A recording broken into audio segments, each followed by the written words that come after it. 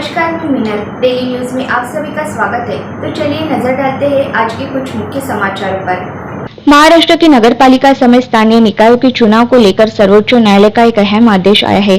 Supreme court ने बरसात का ध्यान रखते हुए चुनाव मानसून के बाद करवाने की अपील पर सवाल करते हुए पूछा कि जहां बरसात का बहुत ज्यादा असर नहीं होता है, वहां चुनाव करवाने में क्या दिक्कत है।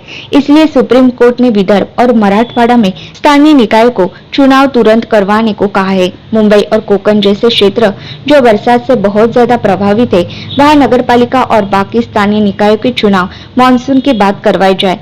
कोर्ट का यह भी आदेश है कि ठाकरे सरकार के लिए एक बड़ा झटका समझा जा रहा है। दरअसल सुप्रीम कोर्ट ने ओबीसी आरक्षण को रद्द कर दिया था और हिदायत दी थी कि किसी भी हालत में आरक्षण की सीमा 50% की लिमिट को क्रॉस नहीं कर सकती। इसके बाद राज्य सरकार ने ओबीसी राजनीति आरक्षण की पुनर्बहाली की कोशिश शुरू की और यह नीति अपनाई कि जब तक यह नहीं होता तब तक चुनाव की तारीखें आगे बढ़ाई जाए। लेकिन सुप्रीम कोर्ट ने इस बात पर राज्य सरकार को फटकार लगाई थी और कार्यकाल खत्म होने के बाद तुरंत चुनाव को करवाने की नीति को गैर संवैधानिक बताया था। सुप्रीम कोर्ट ने अपने आदेश में कहा कि जहां बरसात का असर ज्यादा है, वहां चुनावी मौसम की बात करवाने की बात समझ में आती है, लेकिन जहां बरसात का असर कम है, वहां चुनाव को टालने का कोई मतलब नहीं है। सुप्रीम कोर्ट ने राज्य चुनाव आयोग को यह निर्देश दिया है कि वह जिलेवार तरीके से स्थितियों की समीक्षा करे और बरसात की स्थिति को ध्यान में रखकर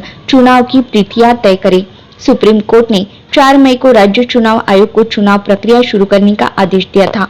मुंबई समेत 14 महानगर पालिकाओं का वार्ड स्ट्रक्चर 18 मई को जाहिर होगा। चुनाव आयोग की दिक्कत यह थी कि अगर कोर्ट के आदेश के मुताबिक ही चले तो 31 जुलाई के बाद ही प्रत्यक्ष चुनाव कार्यक्रम जारी करना संभव है। इसके बाद अगस्त-सितंबर में बरसात की वजह से चुनाव करवाना मुश्किल है।